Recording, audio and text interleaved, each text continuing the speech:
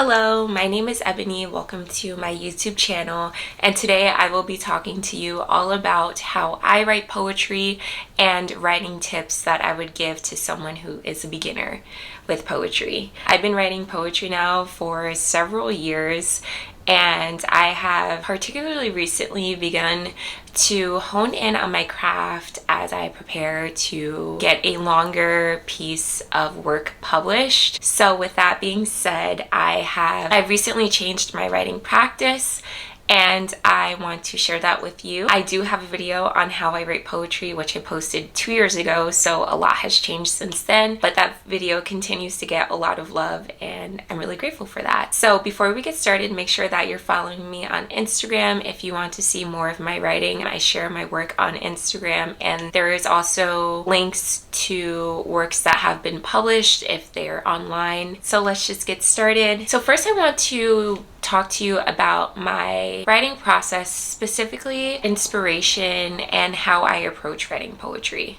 So for me personally, I approach poetry in a way in which I kind of hyperfixate on things that I find interesting. For instance, as a child, I was always obsessed with outer space, and if you read my poetry now, you will see a lot of motifs, space imagery as I try to make sense of the world. I've also been interested in philosophy. I love and making sense of the human condition, so I use those fascinations that I have as inspiration. So once you have those topics that you're interested in and that you want to write about or use in your writing, you then want to consider the form that you want to write in.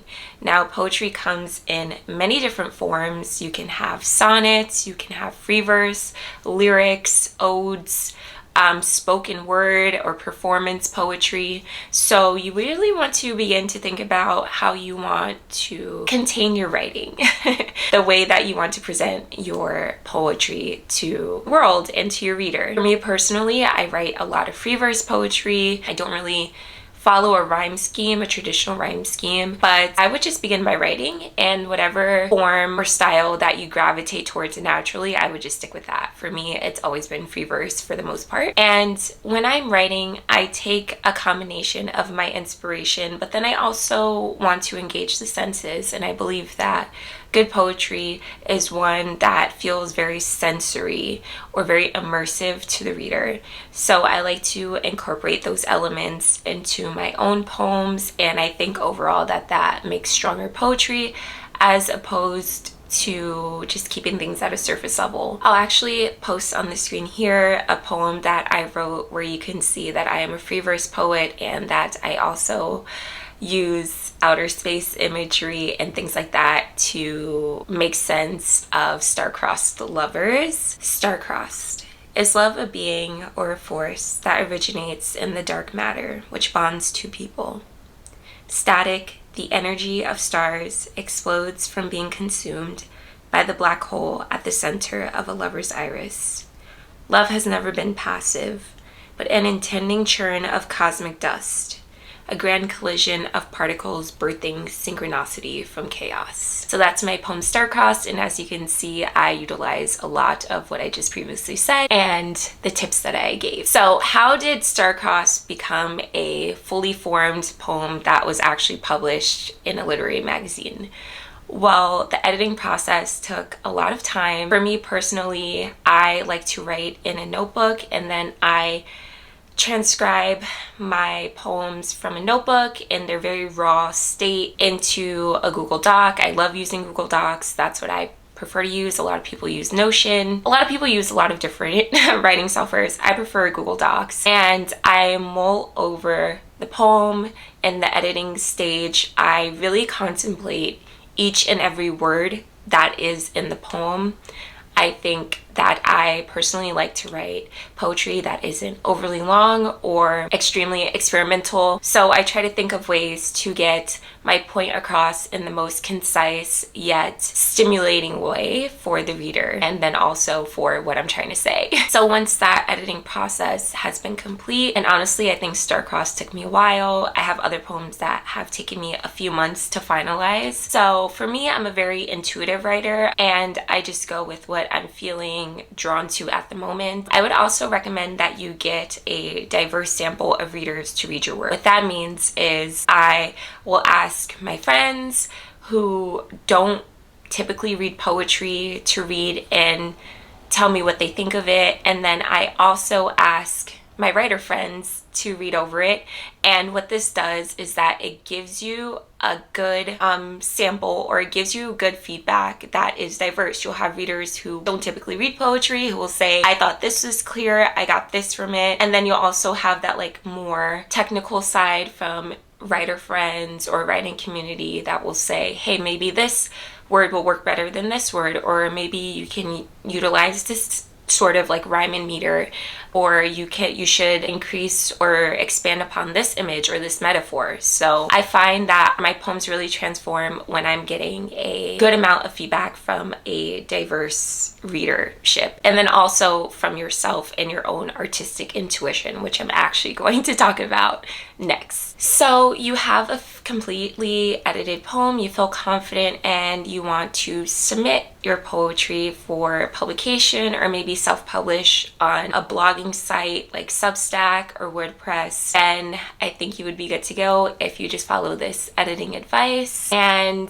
let's now talk about what to do when you are feeling uninspired or you encounter writer's block. And I'm going to share what I personally like to do in my tips and tricks for combating this. So as writers, being a writer is a very tumultuous field. It's a very tumultuous experience. Number one, you're being extremely vulnerable in sharing your own work. At least I think so. It's not easy. There are several people who it takes a while for them to build up the courage to publish the work online, or to have a literary magazine or a literary team read it and get feedback on it. And I can tell you, I've had work that has been rejected, but I've also been published, and it's a very tumultuous thing. But so we have that factor, as well as a very, very large factor, which is being your own worst critic, or being very hypercritical of yourself and your writing.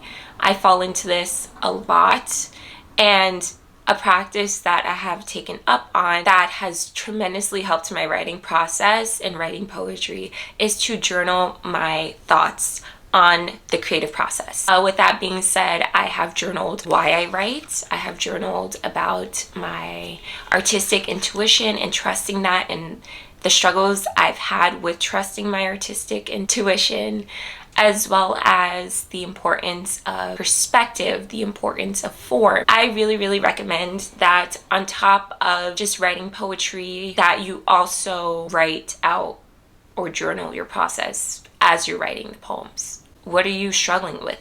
What makes you feel insecure about your writing? What are you confident in? What's inspiring you? And in turn, that will give you some clarity on how to approach your poems. I would also recommend that you find a list of writers or poets who you absolutely love and adore their work, and you can do two things with this group of people. Number one, you can emulate their style. I feel like this is very, very key for a beginner in poetry, to emulate a style of a poet that you like. Not plagiarize, emulate. You can channel them, you can write about the same subjects that they do if you're drawn to them and their work and how they view and see the world, and transcribe that into poetry.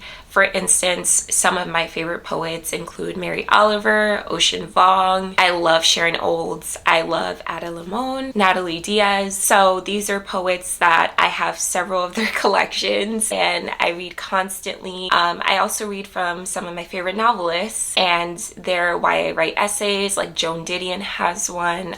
Patti Smith has a why I write lecture called Devotion, which I really enjoy. And what you can do is is basically use this as a way to keep you inspired and motivated. Letters to a Young Poet by Rilke is amazing as well. So just having these texts on hand of artists or writers or poets that you're inspired by that you can reference, that can act as a mentorship, especially if you are not in an academic setting where you have access to professors or you're still finding your writing community. I think this is a good way to really figure out and find ways that you are inspired or can overcome writer's block. And another tip that I have for this is to just think about your environment, like just be immersed in the environment. For me, I love people watching. I'm one nosy girl, so I can go to the park and I can examine people, how they interact with each other. I love people who seem like bigger than life characters, and I love drawing inspiration on that. Also, just engaging your senses. What noises are you hearing in your environment that you can turn into a poem? Or from what perspective can you write from? That would be interesting, and you can make a poem out of that. Maybe you're inspired by a slow morning with someone you love and the smell of coffee and the sound of an egg cracking in a pan and frying. So I feel as though the self-doubt and the limiting